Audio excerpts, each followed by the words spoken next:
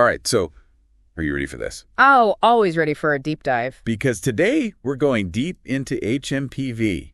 I'm sure you've seen the headlines. Oh, yeah, all over the news. Especially about China, right? Makes you think back to, well, you know. Those pandemic days. Yeah. It's enough to give anyone a little anxiety. Definitely. But don't worry, because that's what we're here for. We'll break it all down, help you separate the hype from the facts. That's right. There's always more to the story. Exactly. And let me tell you, the truth about HMPV is actually more interesting than those headlines would have you believe. Oh, absolutely. It's a fascinating virus. In fact, I bet most people listening have already had it. Multiple times even. Yeah. Bet you didn't know that. It's one of those viruses that just, kind of flies under the radar. So before we get into why HMPV is suddenly making news, let's take a step back. Good idea. Back to basics. What exactly is HMPV? So HMPV stands for human metapneumovirus. Catchy, right? Definitely rolls off the tongue.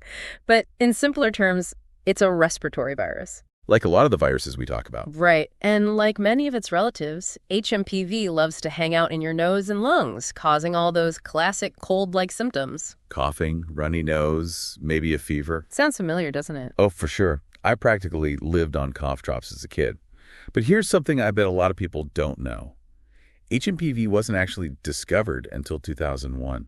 It's true. Relatively recent in the grand scheme of things. So for decades, this virus was basically causing sniffles worldwide without anyone knowing what it was. Exactly. And even after its discovery, it took a while for scientists to develop, really reliable diagnostic tests. That makes sense. So we're only NW starting to get a clearer picture of how common it really is. Precisely. Okay, that's helpful context. Right. But then why are we suddenly seeing these kind of alarming headlines about HMPV? Especially from China. Right. Yeah. There's something different happening there. Well, let's break that down. First, it's important to remember that HMPV is seasonal. Okay, like the flu. Exactly. You tend to see more cases in winter and early spring. And that's exactly what's happening in China right now, especially in the north, where it's particularly cold. So it's more about the time of year than some, new scary variant or something. Colder weather just creates ideal conditions for these respiratory viruses to spread. People huddle indoors, closer together. You know the drill. Makes sense. But I got to say, those images coming out of hospitals in China are pretty intense. They are. Are they just more vulnerable to HMPV for some reason? That's a really good question. And while the virus itself isn't unique to China, there are a few factors that might be contributing to, the severity of their outbreak. Okay, lay it on me. Well, for one, remember how strict China's lockdowns were during COVID? Oh, absolutely. Well, because of that, there was less exposure to common respiratory viruses, like HMPV, over the past few years. So their population might actually have less built-up immunity compared to other countries. That's one of the leading theories. Interesting. So it's possible that this lack of recent exposure is leading to, more people getting sick and some having more severe cases. Especially those who are more vulnerable, like young kids or older folks. Okay, that makes sense. But then the big question. If China's potentially less immune, are WE at risk too? Could this, become a bigger problem globally? That's the question on everyone's mind, isn't it? And it's where things get really interesting. Remember that fact we started with? About how most of us have already had HMPV. Multiple times even. And that means our immune systems have encountered this virus before. We've got a head start. Exactly. And we've developed some defenses. So even if we encounter HMPV again, our immune system is like, hold on, I know this guy. That's a great way to put it.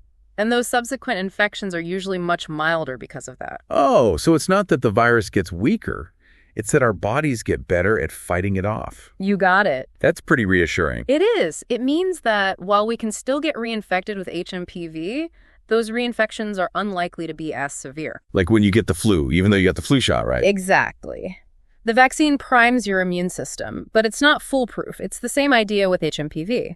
Our previous exposures give us a baseline level of immunity. That helps prevent us from getting really sick. Exactly. You might get the sniffles, but you're unlikely to end up in the hospital. Phew, okay. That's good to know. But HMPV, it's not, a one-size-fits-all kind of virus, right? I mean, there are different types, aren't there? You're right. HMPV is a bit of a shapeshifter. It has these different subtypes that circulate in the population. Subtypes, so like different flavors of HMPV. You could say that.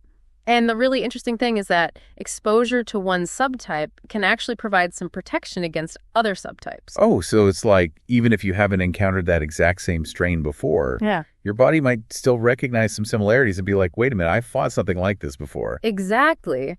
Your immune system has this amazing ability to adapt and use its experience from previous encounters with similar viruses. It's pretty incredible. Our immune system is way cooler than I ever realized. It really is. And this interplay between the different HMPV subtypes and our immune response, well, it's part of what makes developing a vaccine so challenging. I can imagine. It's like trying to hit a moving target. Right, exactly. But researchers are working on it. There are some promising vaccine candidates in development. Some of them are even designed to target multiple subtypes at once. Wow, that's amazing. It is. And it could be a game changer in terms of protecting people from HMPV in the future. Fingers crossed for that. So even though HMPV is a bit of a tricky virus, it sounds like we might have a way to outsmart it eventually. Absolutely. But in the meantime, what can we do? I mean, besides hoping for the best. Well, the good news is a lot of the precautions we're already familiar with, the things we do to prevent colds and the flu, they're also effective against HMPV. So good old hand washing, masking up in crowds. All the classics. Avoiding people who are visibly sick, of course. All right, no need to be a hero and go to work coughing up a lung. Yeah. But what about vaccines? We've mentioned there's no HMPV vaccine yet, but are there any other vaccines that could help, offer some cross protection or something? That's a great question. And while there's no direct substitute, keeping up to date on your flu and RSV vaccines is always a good idea. Okay, so even though they don't target HMPV specifically, they can still help protect us from other respiratory illnesses that are circulating at the same time. Exactly. Think of it as adding extra layers of defense. Love it. Okay, so we've covered what HMPV is, how it spreads, why the situation in China might be a little different, and why it's probably not a global pandemic threat. But here's what I find really interesting. If HMPV is so common, if most of us have already had it multiple times, why are we only freaking out about it NOW? It's a good question, isn't it? And it gets at how we as a society perceive risk, how the media plays a role in shaping our understanding of these health issues. It's complicated. Well, it sounds like we've got another layer to this deep dive. We do. So stay tuned, everyone, because in part 2, we're going to explore why HMPV is suddenly stealing the spotlight and what that tells us about how we consume and react to, public health information. It's going to be fascinating. It's a fascinating area, really. HMPV, it's been around for decades. Causing all those winter colds we just kind of accept as part of life. Right, exactly. And because it's usually mild, it just hasn't gotten the same attention as some of those, scarier respiratory viruses. Like it was hiding in plain sight. Yeah, HMPV was just part of the background noise of winter illnesses. But things have shifted a bit, haven't they? We've all become a little more, shall we say, attuned to viruses. Oh, absolutely. After going through the COVID-19 pandemic, our awareness of infectious diseases, it's definitely heightened. We're all amateur virologists now. Kind of, yeah. Which means we're all paying closer attention when news about outbreaks pops up, even if it's a virus like HMPV that, isn't new. So it's not so much that HMPV is behaving differently, it's that WE are reacting differently. That's a big part of it, I think. We're just primed to be more concerned about infectious diseases now, especially those, with respiratory symptoms, cough, fever, that sort of thing. And of course, the media plays a role too. Oh, for sure. A few dramatic headlines about hospitals being overwhelmed, and suddenly everyone's on edge. That's how the news cycle works, right? Sensational stories grab our attention, and sometimes that leads to, a distorted view of the actual risk. So how do we cut through all that noise? Yeah. How do we make sure we're getting accurate information and not just, reacting to fear-mongering? That's where critical thinking comes in. On your thinking caps, everyone. It all starts with evaluating the source of information, right? Is it coming from a reputable news outlet? Are they quoting actual experts? Not just some random person on the internet. Exactly. And even when you are getting information from a good source, it's crucial to think about the context. Are they presenting a balanced perspective? Or are they pushing a specific narrative? Because scientists don't have all the answers all the time. Oh, absolutely not. Science is a process. It's ongoing. There's always more to learn. So being informed isn't just about, passively taking in information. It's about actively questioning it, being open to different perspectives. I couldn't agree more. And that's especially important when it comes to health information, right? We're bombarded with so much advice all the time. And a lot of it contradicts each other. It's overwhelming. It's information overload.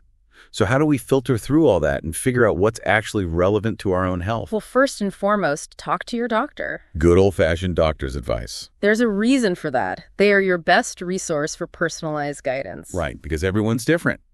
What works for one person might not work for another. Exactly. But beyond that, there are things you can do to become, well, a more informed healthcare consumer. All right, I'm ready for the crash course. Hit me with your best tips. Okay, well, one tip is to pay attention to the language being used in health reporting.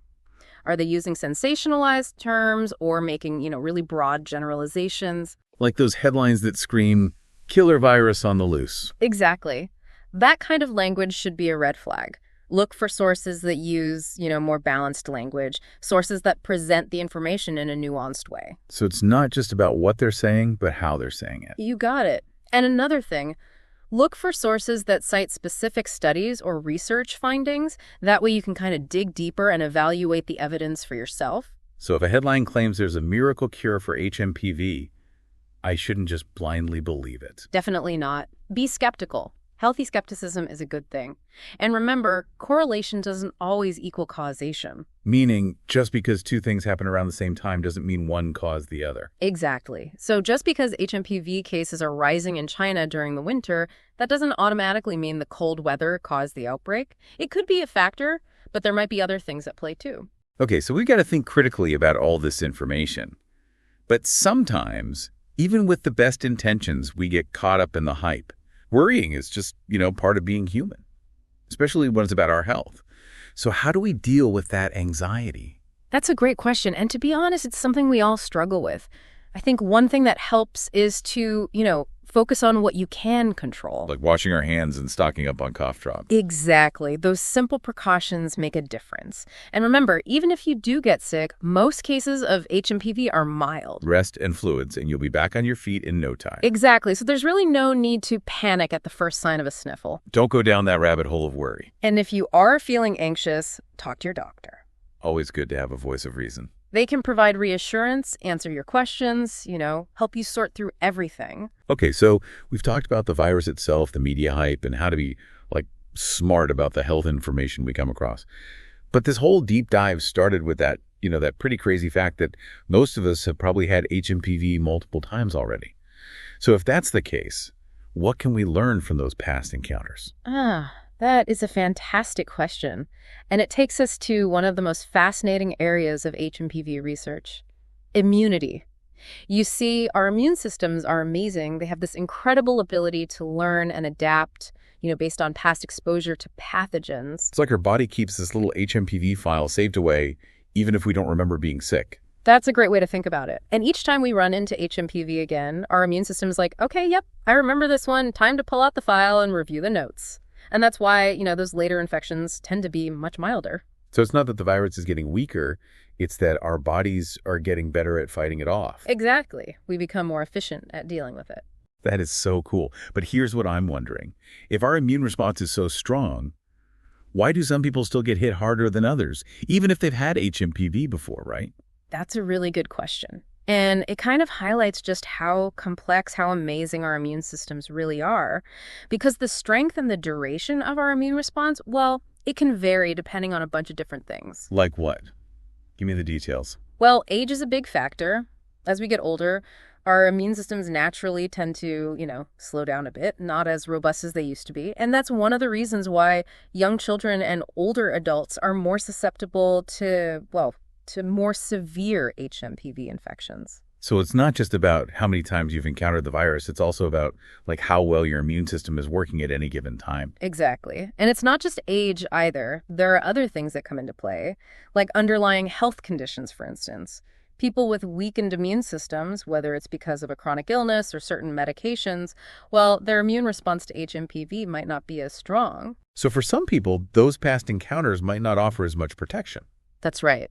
And even in people who are generally healthy, the immune response can still vary depending on, remember those different subtypes of HMPV we talked about? Yeah, the different flavors. Right. Well, some subtypes might be better at dodging our immune system than others. So it's like this ongoing battle.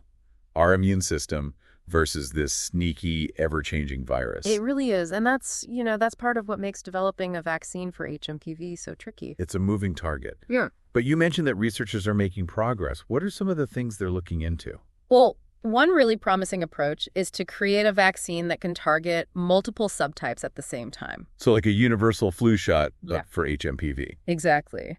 And there are other exciting avenues they're exploring too, like using, for example, nanoparticles to deliver the vaccine directly to those key immune cells. Nanoparticles. That sounds super high-tech. It is pretty cutting edge, and nanotechnology is actually becoming increasingly important in vaccine development. These nanoparticles, they're so tiny, but they can be designed to target specific cells in the body and deliver the vaccine much more precisely. So we're talking about a future where vaccines are not just more effective, but also like more personalized, more targeted. That's definitely the direction things are heading. And honestly, it's a very exciting time to be involved in this field. In immunology, there's so much we're learning about how our immune system works, and how we can use that knowledge to prevent and even treat diseases. It's like we're entering a whole new era of medicine. But while we wait for those breakthroughs to happen, what can we do right now to, give our immune systems a boost? That's a great question. And while there's no, magic bullet, there are definitely things we can do to support our immune health. Lay it on me. What should we be doing? Well, first, the basics are super important. Make sure you're eating a healthy diet. Get regular exercise. Prioritize sleep. All those things really matter. The classic advice. But what about, more specific tips for boosting immunity against, say, HMPV or other respiratory viruses? Some studies suggest that certain nutrients might play a role in supporting immune function, like vitamin D, for instance, and zinc. So load up on the sunshine and the seafood. It couldn't hurt. But as always, it's a good idea to talk to your doctor before you start taking any new supplements, especially if you have any health conditions you're managing. Right. Self-medicating is never the answer. Yeah. But hey, even if we can't completely avoid HMPV, at least we know it's usually not too serious and our immune systems are ready for the challenge. Absolutely. And remember what we talked about. Knowledge is power. By understanding this virus and how our amazing immune systems respond to it, we can approach these situations with a lot less fear and a lot more confidence. So to everyone listening, don't let those scary headlines get to you. HMPV might be in the news right now, but it's not a new threat. We've been dealing with this virus for a long time. So wash your hands, stay informed, and trust your incredible immune system to do what it does best. Couldn't have said it better myself. And of course, if you have any concerns, always reach out to your doctor. They're your best resource for, personalized advice.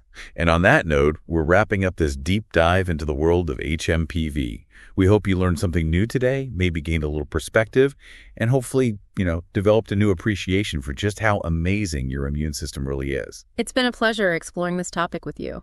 Until next time, stay curious, stay healthy, and keep exploring the fascinating world around us.